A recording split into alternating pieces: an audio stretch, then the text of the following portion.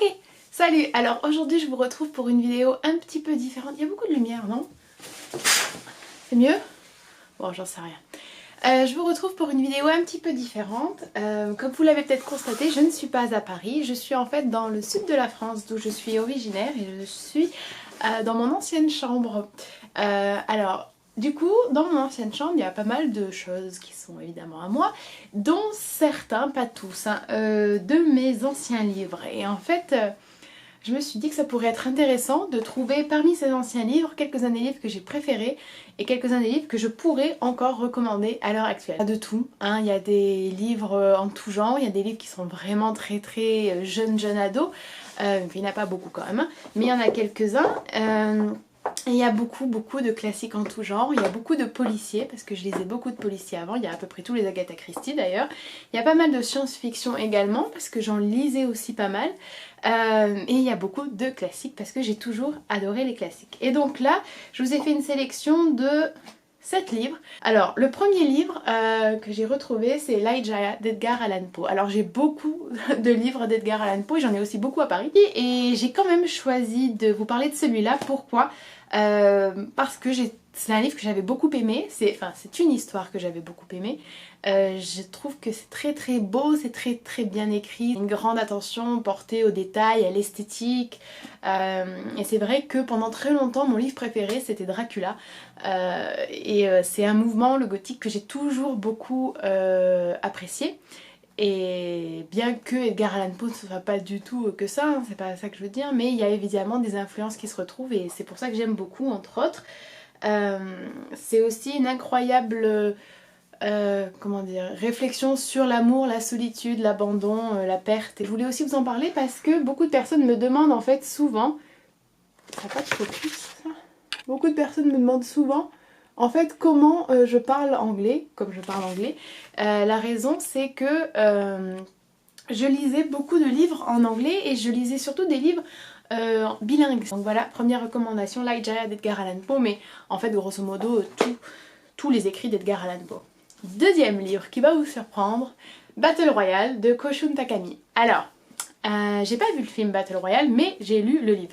C'est quand même un gros bouquin en fait, hein. C'est sans doute l'un des premiers livres de littérature japonaise que j'ai lu, donc c'est contemporain hein, bien évidemment, c'est très connu, mais peu de gens ont lu le livre, beaucoup ont vu le film, donc j'ai pas à vous raconter l'histoire. Oula, je pense que Battle Royale ça se passe d'explications sur le scénario ou sur l'intrigue, mais c'est un livre qui se lit très bien. C'est relativement bien écrit, enfin c'est pas de la grande littérature, mais c'est bien écrit, hein, c'est pas non plus... comment dire, je sais pas comment expliquer ça, je vais dire un livre commercial, mais enfin ça veut tout et rien dire, mais je pense que vous avez un peu compris ce que je voulais dire. Représentatif en réalité d'une certaine partie de la littérature et de la production artistique japonaise. C'est pas celle vers laquelle je me suis dirigée en fait par la suite, mais c'est vrai que c'est un livre que j'avais beaucoup aimé. On change complètement, La Chartreuse de Parme de Stendhal. Alors j'aime beaucoup Stendhal pour... tout le côté romantique, tout le côté extrêmement beau de son écriture, pour la grande place accordée aux sentiments et cette effusion et cette magnificence des sentiments. J'aime aussi beaucoup Stendhal pour ce qu'on connaît un peu moins peut-être de lui, mais ses traits d'humour qui sont facilement observables dans un livre qui s'appelle L'amour ou De l'amour ou quelque chose comme ça. Stendhal en général on lit Le Rouge et le Noir, on accroche ou on n'accroche pas. En fait, je pense que Le Rouge et le Noir, bon, c'est déjà beaucoup plus facile à lire que La Chartreuse de Parme. Néanmoins, peut-être qu'au niveau de l'histoire, La Chartreuse de Parme pourront plaire à ceux qui trouvent que Le Rouge et le Noir, c'est un peu trop cliché et un peu trop classique au niveau de l'intrigue. Voilà. Pour moi, c'est vraiment La Chartreuse de Parme et Le Rouge et le Noir. C'est un peu la même dualité, la même relation que Madame Bovary et l'éducation sentimentale. C'est-à-dire que l'éducation sentimentale et La Chartreuse de Parme sont beaucoup plus versées dans l'histoire, beaucoup plus versées dans la politique et dans ce qui se passait à cette époque-là, tout en étant aussi bien sur des personnages, sur des intériorités, tandis que Madame Bovary et du coup Le Rouge et le Noir sont beaucoup plus centrés sur des histoires individuelles et donc sont plus facilement abordables. Néanmoins, si vous aimez les classiques, et si vous aimez ce genre de classique, je vous recommande fortement La Chartreuse de Parme. Surprise totale peut-être pour vous. Alors, j'ai jamais prononcé en fait Cujo, bonne question. J'ai jamais entendu prononcer en anglais. De Stephen King. Alors, Stephen King, c'est pas du tout, je pense, que vous vous attendiez à voir dans une de mes vidéos, mais j'adore Stephen King. Je trouve que c'est un très bon auteur, pour l'avoir lu en anglais, je trouve que c'est un très bon auteur qui a une imagination incroyable, qui arrive à toucher à des choses très profondes en nous, qui éveille des sentiments de nostalgie, qui nous fait penser à la famille, à la question de se sentir chez soi. Enfin, il y a vraiment des choses de la vie quotidienne, et des sentiments qui sont extrêmement simples, mais tellement durs à retravailler, à reproduire et à transmettre des fois, parfois dans des créations artistiques que lui arrive à faire de manière incroyable. Les histoires sont enfin bon, après voilà, c'est des histoires que j'aime, je pense que vous l'avez compris, j'ai aussi un côté, j'aime tout ce qui est science-fiction, tout ce qui est policier, tout ce qui est un peu gore, etc. Donc Stephen King c'est un peu un mélange de toutes ces choses-là, mais il y a aussi une réflexion sur la création artistique, sur l'identité, sur les choix qu'on fait dans la vie. Je pense que résumer Stephen King à des histoires qui font peur, c'est en fait passer à côté d'une grande partie de ce qu'il écrit. Et alors Cujo en fait c'est tout simplement l'histoire d'un Saint-Bernard qui atteint de la rage et qui tue tout le monde. Voilà. Donc dit comme ça c'est pas passionnant, hein. Enfin ça fait c'est un peu étrange, mais en fait je me souviens que c'est le premier livre de Stephen King que j'ai lu. Stephen King, si on prononce bien. Et ça m'a marqué et après j'ai lu tous ses livres. Ensuite Madame Bovary de Flaubert. Bon je vais pas passer 100 ans sur celui-là parce que vous savez que Flaubert c'est l'un de mes auteurs préférés.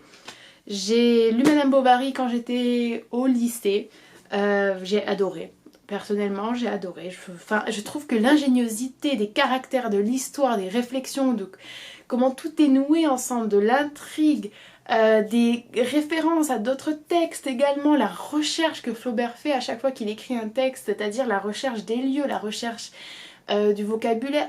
Vous savez, c'est une réelle reproduction, un portrait en mots d'une époque, d'une vie, d'un milieu. C'est vivant, c'est extrêmement vivant, c'est incroyable et puis je trouve que c'est triste. Enfin, je trouve que dans certains écrits de Flaubert, il y a cette tristesse pathétique parce qu'on sent que c'est tellement vrai, on se reconnaît dans ces moments-là et puis c'est cru dans le sens où même s'il y a une recherche esthétique, une recherche linguistique incroyable chez Flaubert, vraiment, il y a aussi cette simplicité des sentiments où en une phrase dépouillée, il arrive à faire comprendre parfaitement l'intensité et la nature d'un sentiment. Donc Madame Bovary c'est un énorme classique et si vous ne l'avez pas encore lu, foncez, vraiment n'attendez pas, c'est... voilà. Les Hirondelles de Kaboul de Yasmina Khadra. Alors je ne me souvenais même pas que j'avais lu ce livre-là. Khadra c'est quand même un des écrivains... Enfin c'est un écrivain extrêmement connu, c'est ça que je voulais dire, je sais pas où j'allais là. Et c'est vrai que quand j'étais plus jeune, je lisais énormément de livres sur la condition des femmes dans le monde, etc. C'est sans doute peut-être quelque chose qui d'ailleurs m'a inspirée, m'a influencée pour mon féminisme et mon amour et mon intérêt pour les différentes cultures du monde.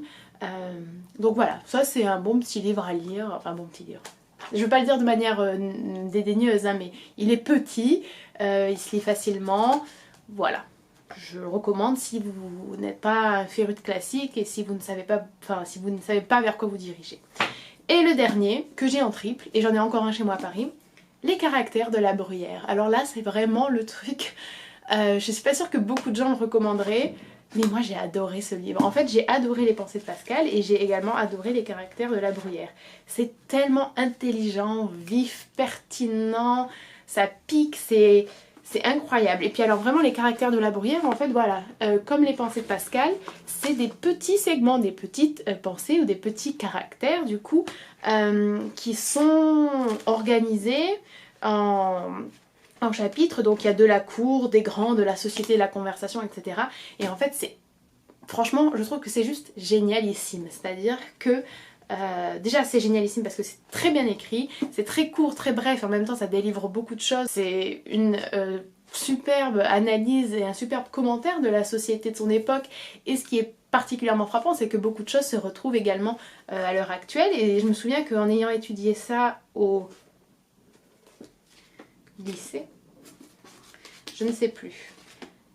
En ayant étudié ça au lycée, ça m'avait beaucoup frappé de reconnaître beaucoup de choses que je voyais dans la vie de tous les jours, et même au lycée, là-dedans, et donc c'était assez marrant.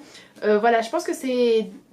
Honnêtement, les caractères de la Bruyère et les pensées de Pascal, même si les pensées de Pascal, il y a un côté un peu plus religieux et spirituel qui du coup peut en dissuader certains de le lire. Les caractères de la Bruyère, c'est un bon exercice en fait c'est un bon exercice moral, c'est un bon exercice logique et un bon exercice critique. Et puis voilà, on prend 1 ou 2 caractères si on n'aime vraiment pas lire par jour et on essaie de les comprendre. Et c'est très très...